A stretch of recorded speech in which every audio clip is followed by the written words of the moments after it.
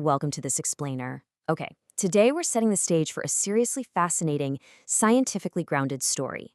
We're going to explore how a chemical, synthesized quite unassumingly in a quiet Swiss pharmaceutical lab, somehow sparked a worldwide sociological phenomenon. This isn't just a story about a drug, It's a story about the boundaries of chemistry, the deep mysteries of the human mind, and a singular discovery that absolutely changed the cultural landscape of the 20th century. Let's get into it. To really wrap our heads around this story, we've got to look through the eyes of its creator, Dr. Albert Hofmann.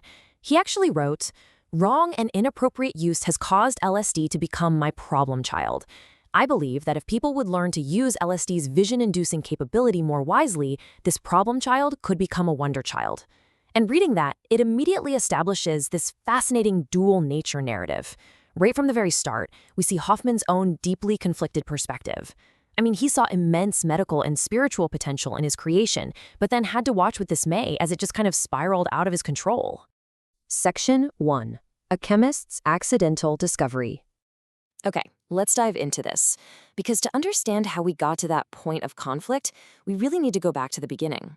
Back to the quiet, meticulous world of a research chemist working at the Sandoz company in Basel, Switzerland.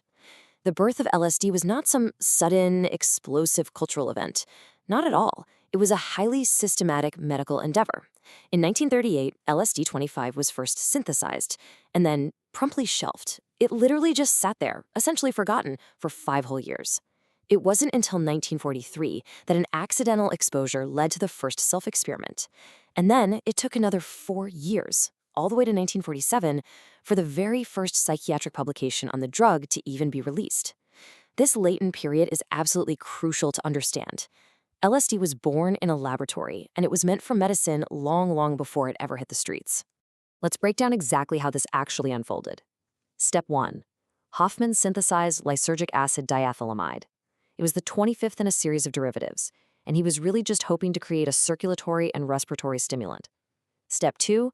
During the animal testing phase, researchers noted some strong effects on the uterus and some generally restless behavior in the animals, but, nothing that sparked any real medical interest, so the testing was completely abandoned. But here is where history totally pivots. Step 3, 5 years later, Hofmann experienced what he called a peculiar presentiment. Basically, a mere hunch that this specific substance had more to offer. That simple, unexplainable intuition drove him to resynthesize the compound, and in doing so, he changed medical history forever. So while working with this newly synthesized batch, Hofmann accidentally absorbed a trace amount, experiencing these mild, dreamlike visions. Intrigued, he decided to conduct a deliberate self-experiment on April 19, 1943. He chose what he thought was an incredibly cautious, minute quantity, just 0.25 milligrams, a quarter of a single milligram. To put that into perspective for you, that is literally a fraction of the weight of a single grain of sand. This specific day would later become famously known across the world as Bicycle Day. Now, what's really interesting about this slide is the sheer scale of LSD's potency. You see, Hofmann thought 0.25 milligrams was a completely safe, minimal dose, because he was comparing it to other known psychoactive substances of the era, like mescaline. But LSD, it's a different beast entirely. It requires an active dose of merely 0.00002 grams. That makes it an astonishing 5,000 to 10,000 times more active than mescaline. So Hofmann hadn't taken a minimal dose at all. Actually, scratch that, he had taken a massive, completely overwhelming one. And boy, did he feel it. Shortly after ingesting that 0.25 milligrams, the effects hit him hard.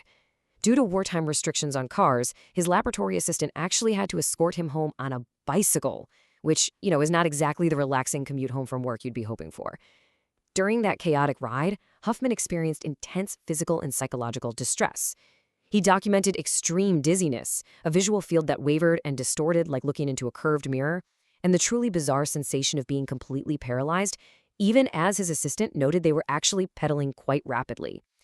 But more profoundly, he was gripped by this terrifying fear that he had poisoned himself, that he was going utterly insane, and that a demon had literally taken possession of his mind and body. But then things shifted.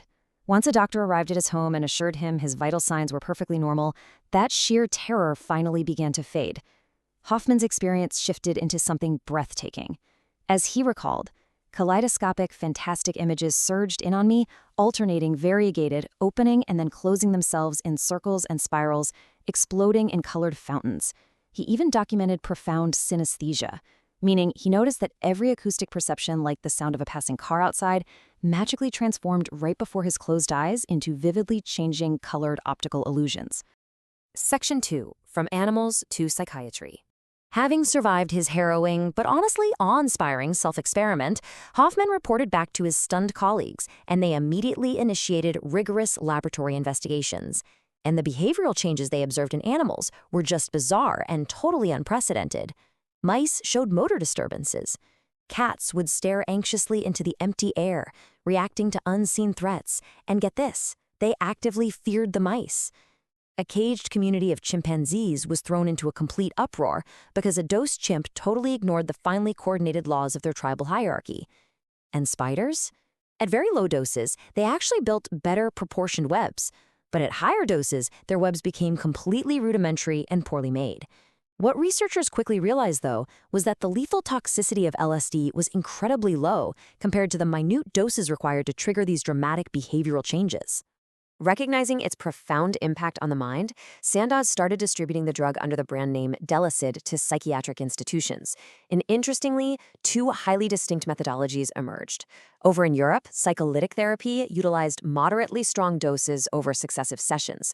The idea was to loosen psychological defenses, followed up by psychoanalysis and group discussion.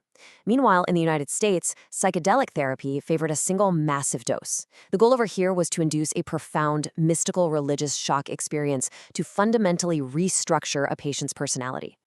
Section 3. The Psychedelic Epidemic. Let's move to and see how this builds, because, as you'll see, this highly specialized medical tool definitely did not stay confined to the laboratory. As we transition into the 1960s, it's really vital to note Hoffman's own analysis of this cultural shift. He neutrally reported that the massive drug wave wasn't fundamentally caused by the discovery of LSD itself.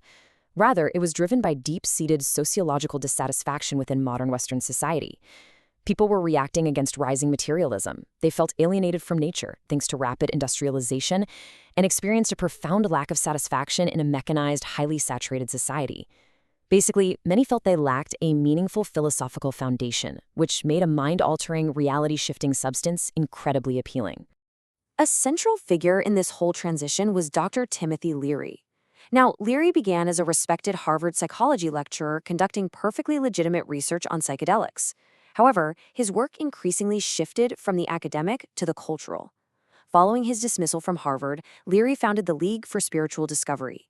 He became a massive influence in popularizing the drug entirely outside the medical establishment, famously urging an entire generation of youth to turn on, tune in, drop out. And while this certainly established a profound cultural movement, this shift drew intense scrutiny from authorities. As the cultural use skyrocketed, the pharmaceutical realities on the ground shifted rapidly. In 1963, Sandoz's patents for LSD production expired. Just 2 years later, in 1965, facing an uncontrollable surge in public demand and mounting reports of non-medical abuse, Sandoz completely halted all production and distribution of the drug. None at all. By 1966, an era of worldwide LSD hysteria had completely peaked, largely driven by sensationalized media reporting. The pharmaceutical company had officially lost control of Hoffman's invention to a totally unregulated, wildly unpredictable black market. Section 4. Dangers and Black Markets. This massive shift away from clinical oversight means we really need to focus our attention on the severe risks associated with non-medical LSD use. So, the crucial point here is understanding a concept known as set and setting. Because LSD deeply intensifies the actual psychic state of the user, the outcome is highly dependent on these two factors.